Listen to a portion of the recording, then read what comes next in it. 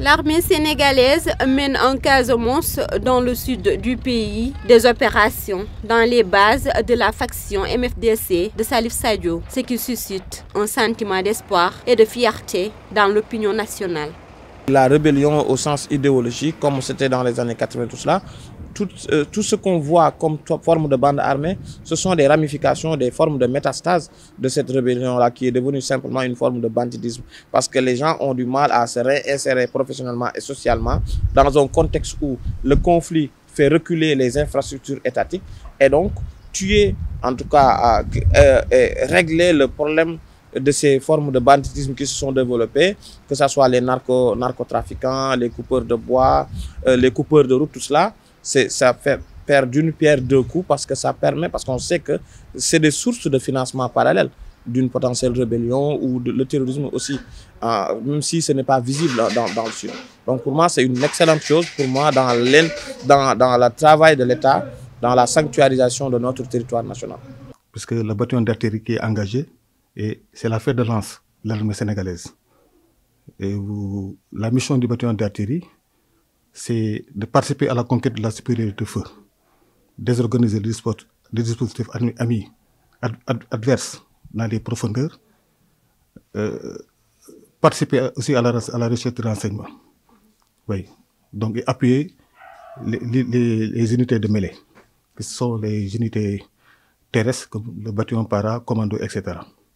Donc j'ai le sentiment que vraiment les gens ont le moral au beau fixe par rapport à la mission, parce que on n'ignore pas qu'il y a une montée en puissance de l'armée sénégalaise avec les armes de nouvelle génération. Ainsi, les experts qualifient cette rébellion de banditisme et estiment que leur dernière attaque va dans le sens d'une embuscade planifiée. Il n'y a plus, pour dire vrai, la rébellion au sens idéologique, comme c'était dans les années 80, tout cela. Tout ce qu'on voit comme forme de bande armée, ce sont des ramifications, des formes de métastase de cette rébellion-là qui est devenue simplement une forme de banditisme. Parce que les gens ont du mal à se réinsérer professionnellement et socialement dans un contexte où le conflit fait reculer les infrastructures étatiques et donc tuer, en tout cas, régler le problème de ces formes de banditisme qui se sont développées, que ce soit les narcotrafiquants, les coupeurs de bois, les coupeurs de route, tout cela. Ça fait perdre d'une pierre deux coups. C'est une bande qui ne peut pas vraiment ébranler nos forces, étant donné que ce qui s'est passé récemment en Gambie, c'était une embuscade. Une embuscade pour un civil. Si on dit que Salif Sadio a pris des militaires comme otages, les gens vont se poser des questions. Comment une armée professionnelle, des rebelles parviennent à faire ces genres de